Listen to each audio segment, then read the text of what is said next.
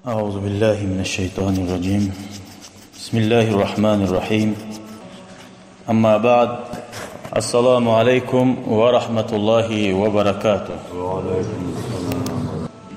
Сегодня я хотел рассказать про ночь Шаабан, потому что мимолетно нельзя проходить такие ночи, как в хадисах. Пророк, алейхиссалату вассалам, сказал: «Инна фи айями дахрикум ланафахат». Поистине у Аллаха есть для вас в ваших днях такие дни, которые Аллах вам открывает ворота милости. Аллах всегда открывает, но однако иногда Аллах всем вот так закрывает как будто глаза, прощает всех. Наступит эта ночь очень скоро, когда завтра суббота вечером, это будет лайлатун нисф Шаабан. Это середина, ночь месяца Шаабан. Пророк, алейхиссалату вассалам, об этом в хадисе и сказал. Мы знаем, есть месяцы, когда говорят месяц Рамадан, потом лайлатул кадр, когда день Арафа, когда отмечает какой-то день, именно ночь даже отмечает, Аллаху Та'ала просто так не отмечает это. Пророк, алейхиссалату вассалам, в эти ночи усердно молился и просил Аллаха прощения. И говорил, Аиша, когда удивилась, спросила, вот пророк, алейхиссалату вассалам, говорит жене Аише: «О, Аиша, ты знаешь сегодня, какой ночь наступил? Сегодня ночь такой, говорит, что Аллах прощает всех, говорит». Там был Бани Кальб, какой-то народ, у них много барашков было. Среди арабов они известны были, что у них много баранов. Пророк, алейхиссалату вассалам, сказал: в эту ночь Аллах прощает людей, столько волосинки у этих баранов у них, столько же прощает. Это даже не ограничение, Аллахи, братья. Это просто пророк, алейхиссалату вассалам, хочет сказать, даже барашки волос не хватит, если Аллах захочет прощать. Это настолько много количества людей Аллах прощает. И сказал, исключил пророк, алейхиссалату вассалам, среди этих людей некоторых людей, что Аллах их не прощает. Поэтому мы должны внимательно, кто не успел, поспешить, к чему пророк, алейхиссалату вассалам, нас призывал, пока не наступил эта ночь. Вам расскажу хадис, который переводится от Байхаки, ан Расулилля, саллаллаху алейхи вассалям, от хадиса Аиша, радийаллаху анха. Пророк, алейхиссалату вассалам, сам говорит: «Атани Джибриль». С небес наилучший сами среди малайков, лучший малайк приходит, кто? Джабраил, алейхиссалату вассалам, в ночь Шаабана. Это в субботу ночью будет. И он сказал, говорит: «Хадихи лайлатун нисви мин Шаабан». Это сегодня ночь, середина Шаабана. «Я'тикуллаху фиха минан нар».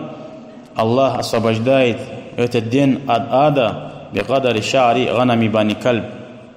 Как мы сказали, сколько волосинки народа Бани Кальб, баранов, то есть. Это первая новость от Джабраила, алейхиссалам. Потом он сказал, это кто-то может сказать, именно, наверное, это тот ночь был, когда Джабраил, алейхиссалам, пришел. Нет, это касается всех ночей в течение наших жизней. Кама анна шаура ганам кальбиля Бани Кальб ла тухса. И Аллах, вала яндуруллаху фиха. И Аллах не смотрит в эту ночь. Даже Аллах не смотрит, откуда прощать.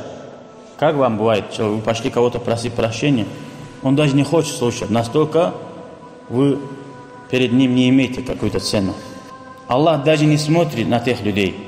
Или мушрик, многобожнику, который призывает помимо Аллаха идолов или подобие джиннов. Или же раньше нету шейхов. Есть люди, которые по ошибке идут шейхам, говорят: «О, шейх, прости мои грехи». Шейхи не прощают грехи. Шейхи, как обычные люди, они могут просто за вас дуа делать. Как сахаби друг за друга делали дуа. Как Аби Хурайра однажды пошел к пророку, алейхиссалату вассалам, и сказал: «Я Расулаллах, моя мать неверующая. Делай дуа, чтобы моя мать приняла ислам». Сподвижник пророка говорит. Пророк, алейхиссалату вассалам, не сказал: «Ну что ты ко мне пришел просить? Иди проси Аллаха». Конечно, он просит Аллаха, но однако надеется, что пророка дуа наибольший, надежнее, что Аллах больше ответит. И пророк, алейхиссалату вассалам, поднял руку и сказал: «О Аллах, наставь на истинный путь мать Аби Хурайрата». Аби Хурайрат не успел домой пойти. Хотел домой зайти, мать говорит: «Подожди, не заходи», говорит. И потом она через некоторое время вышла и сказала: «Ашхаду алла иляха илляллах ва ашхаду анна Мухаммадар Расулуллах». Оказывается, это время она искупалась, чтобы произнести шахада алла иляха илляллах ва анна Мухаммадар Расулуллах. Мы видим, как быстро пророку Аллаху Та'ала ответил дуа. Есть среди молодежи, которые говорят: Аллах же в Коране говорит: «Скажи моим рабам, я близок к ним». Я отвечаю дуа. Это хадис, это аят. Разве сахабы не понимали? Аллахи понимали, лучше нас понимали. Они просто знали, где больше надежды, что Аллах ответит. Также больше надежда, вот ночь Шаабана, вот, которая на днях придет. Надежда больше, что Аллах нас простит в общем потоке. Есть надежда больше, что Аллах нас простит, когда мы находимся в местности Арафа, когда мы находимся в местности мечеть. Одно с одним путать не надо. Толковать Коран, аят не каждый имеет правильно. И не имеет права на это. Это Аллахи ему адскими наказаниями. Есть хадисы, которые Аллаху Та'ала и пророк сказал про них. Когда хадис даже вот, нельзя говорить, не зная, это хадис от пророка или нет, как может человек Коран, аят толковать неправильно? Аллах сам повелел: «Фас'алу ахля зикри ин кунтум ла та'ламун». Если вы не разбираетесь в чем-то, спросите знающих людей. Аллах не сказал: все, Коран для всех доступно. Да, он может обратно сказать: нет, Аллах сказал в Коране, что я облегчил Коран, кто хочет опомниться, очнуться. Облегчил не в том смысле, что всем это так просто доступно. Иначе зачем нам были столько библиотеки, кроме Корана? У нас такие мечети можно полный делать с книгами ислама. Аллах облегчил для тех людей, которые изучают ислам с начала до конца. Вначале хоть трудно, потом Аллах Та'ала открывает. Это смысл. Облегчил, кто хочет читать. Хадиса пророк, алейхиссалату вассалам, говорит: «Май юридиллаху би хайран», кому Аллах захочет добро, и факиху фиддин, ему даст понимать в религии. Человеку, который говорит эти слова, что религия настолько просто, да, все понятно, все доступно, Аллах, он глубоко заблуждается. Религия непростая вещь. Кто, изучая сам медицинские книги, и пойдет и скажет людям: я операцию всем делаю, кто пойдет ему? Где гарантия, что ты знаешь? Где гарантия, что тебе можно доверять? Скажешь: давай отдыхай. Я пойду тому человеку, который в этом вопросе конкретно углублялись. Вопрос смерти и жизни, который касается его здоровья, он не пойдет кому попало. А вопрос религии, который вечно, он или в раю, или в аду, он может спросить кого угодно. Религия не так просто. Пророк, алейхиссалату вассалам, говорит: «Инна хаза дин» — это религия, лахмука ва даммука, твоя кровь и мясо. Смотрите вы, от кого эту религию получаете. В остальных вещах, в дуньяле, можно у кого человека есть информация, возьми, можешь, имеешь право взять информацию и посмотреть. В религии нет. В религии это дошло до нас от таких людей, чистых, доверенных, которые никогда не продаются и ни за что не заменят свою религию. От таких людей пришло. Поэтому выбирайте для себя. Алхамдулилlah, есть на это выбор, большой сейчас выбор. Кто говорит, в интернете ильму нельзя взять? Нет, Аллахи можно. Почему? Это глупость. Интернет сейчас, как я тебя вижу, могу видеть людей таких, которые признаны в мире. Как можно сказать: в интернете не получайте знать? Это сельские, неправильные, остальные люди говорят. Весь дунья интернетом пользуется. И видно бывает в комментариях, какой алим. Можно потом, раз ты не умеешь разбираться, скажи: вот этот алим мне понравился, как он рассказывает. Иди, кому ты доверяешь рядом, чтобы он анализ делал, как знает, и тебе выявлял его где-то, какие ошибки, настолько он опасный или нет. Недавно в Ираке была война. Какая война была? Один от имени Абу Бакр. себя назвал как халифа пророка, саллаллаху алейхи вассалям, и призывал людей всех на войну. Вот эта фитна сколько продолжалась. Никто не знал, какое произношение, вот, род этого человека, где он учился, кто его шейх, никто не знал. Слепо все, халифа, он говорит, идем только к Аллаху, и все пошли. Нет, в религии так нельзя. Вы имеете право изучать историю и спросить у него. Дай Аллах нам не пропустить такие ночи, как Шаабан вечер. Раз пророк, алейхиссалату вассалам, Аллах простил его все грехи, прошедшие и будущие. Он настолько усердно просит у Аллаха и говорит, не прощает многобожников, и кто постоянно пьет вино и продолжает пить, и не намерен он оставить этот грех, он не прощается. Хоть эту ночь он не пил, он все-таки он считается, что пьющий человек, потому что он в сердце не намерен покаяться. Также Аллах не прощает, сравнил с этими многобожниками пьющего человека и также того человека, который ссорится братьями. Когда мусульмане братьями так ссорятся, а когда ссорятся родными родителями, братьями, женами, детьми, никто не может с ним ладить отношения. Пророк, алейхиссалату вассалам, сказал, не из нас тот, который с людьми не может нормальный общий язык найти, и люди не могут с ним найти общий язык. Так сказал пророк, алейхиссалату вассалам. И кто усердно продолжает вот так, не кается в эту ночь, до этой ночи не будет готовиться, Аллах этого человека тоже не прощает. Неужели этот человек, который из-за какой-то там участки 10 соток или какой-то там 10 тысяч поспорил, стоит лишить тебя блага этого ночи? Аллахи не стоит копейки тоже. Хоть миллионы не стоит, братья, Аллахи не стоит. Мы не говорим, когда надо мириться с братьями, это значит, ты обнимать там, руки, ноги целовать того человека, который притеснял тебя. Нет, этому ислам не призывает. Аллах даже говорит, кто бил тебя одну щечку, ты имеешь право бить другую. Но не переходи границы. Если он не дал твой хак, сабр делай, уповайся на Аллаха. Если он убил твоего сына, ты тоже не убиваешь. Без причины. Если есть на это довод, то ты имеешь право убивать, ты можешь убивать. Ислам хочет, чтобы все мусульмане были, сердца у них чистые. Что нам остается? Просто не можешь никак этим человеком ладить отношения. Хоть он брат, просто когда видишься, скажи ассаламу алейкум ва рахматуллах. Он тоже ва алейкум. Неужели столько трудно? Сейчас, алхамдулилля, можно сообщение отправить. Тоже пророк, алейхиссалату вассалам, когда отправлял правителям, он письмо писал. Это тоже, если он алейкум ассалам, скажет, да, ахлям вассалям, добро пожаловать, в любое время. Вдруг что-то он попросит, делай это такое дело. Можешь, делай, не можешь, не делай. Вот это нам дает понять, что мы родственные узы держим или нет. И также мусульманами ссоримся или не ссоримся. Из-за какой-то мелочи. Все грехи, которые мы накопились в течение года, мы хотим, чтобы Аллах простил нас. Неужели мы не можем того человека, который ссорится, простить ради Аллаха? Если Аллах на секунду скажет, его будем ставить, или простишь, Аллах 100 тысяч раз будешь просить этого человека. Потому что ты боишься ада. Если кто-то тебе скажет, сколько он тебе должен, 10 тысяч, 100 тысяч, скажешь, брат, просто оставь, не ссориться, не дерись с ним. Я тебе дам дважды больше. Ты же не будешь с ним ссориться. Это вопрос деньги, значит, тогда.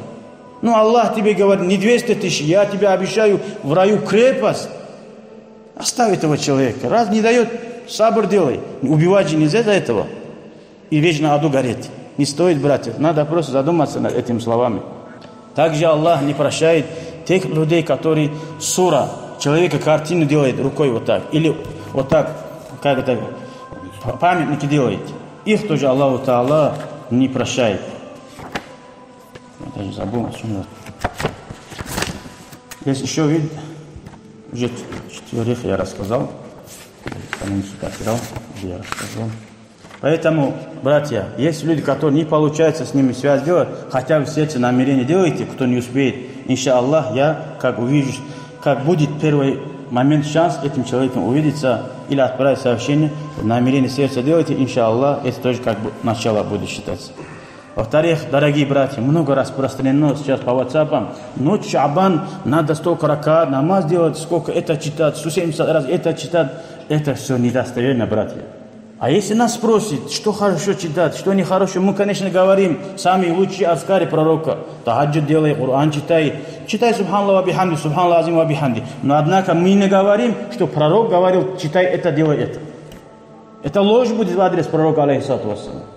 А кто не успел читать, он будет все время внутри кипеть. Я не успел завершить то, что было там написано, там у него там целый список, сказали, вот эту ночь надо все читать. Столько рака.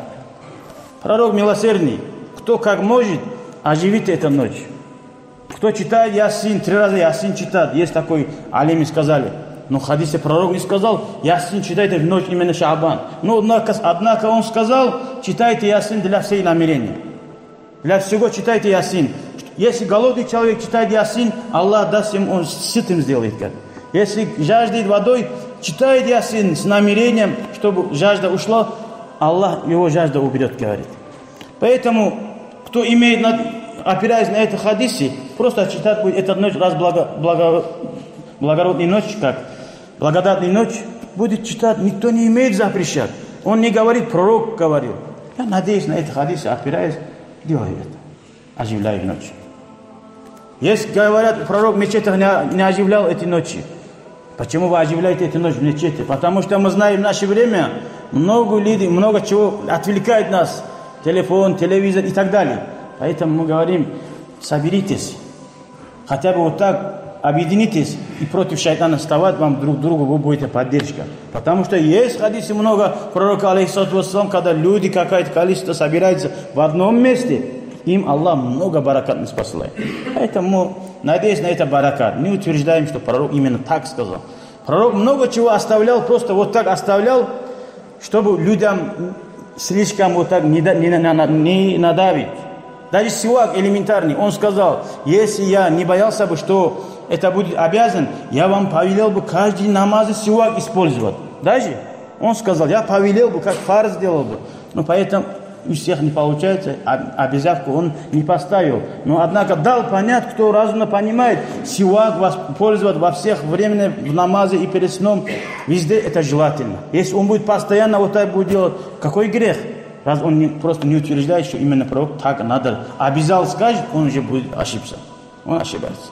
Поэтому, иншаллах, ночь настолько важная ночь, долго тоже стоит об этом говорить, еще долго много хадисов, как пророк сужда, просил, плакал. Надеюсь, с этого вы поймете, что надо чистое сердце очистить. И это подготовка месяца Рамазан. Пусть Аллах нам даст баракат в остальные дни месяца Шаабан. И как мы знаем, ураза желательно понедельник, четверг. И хотя бы у вас не получается оживлять эти ночи, именно эту ночь, субботу ночью и утренний намаз фаджр, постарайтесь джамааты совершать. Это считается, как будто он оживил весь ночь. Хотя бы вот так. Дай Аллах мне и вам баракат в этих словах, что мы очнулись и следовали пути пророка, алейхиссалату вассалам. Вот кого Аллах не прощает, просто так коротко посчитаю, чтобы из них, чтобы вы и я, иншаллах, не дай Аллах, чтобы были. Первый. Мудмин хамр, кто постоянно пьет, после как мушрика. Валя акулли валидайхи, также кто с родителями, ослушается родителей. Валя мусирун аля риба, также кто занимается процентами над этим харам делом. И также кто зина. Зина все знаете, прелюбодеяние. Валя мусарим, также кто прекращал отношения с братьями. Валя мусавир, кто тот, который людей образом фоткают. Валя каттад, и также сплетники, который смуту распространяет. Аллах хочет лечить их, а они хуже делают. Аллах хочет простить. Допустим, я здесь хочу лечить людей, один мне здесь вирусу кидает здесь. Аллах как будет злиться на них? Аллах прощает всех, кто все простили. Пусть Аллах нас простит эту ночь и остальные дни, и каждый час, и за каждый секунд. Амин, амин. Алхамдулиллахи раббил аламин.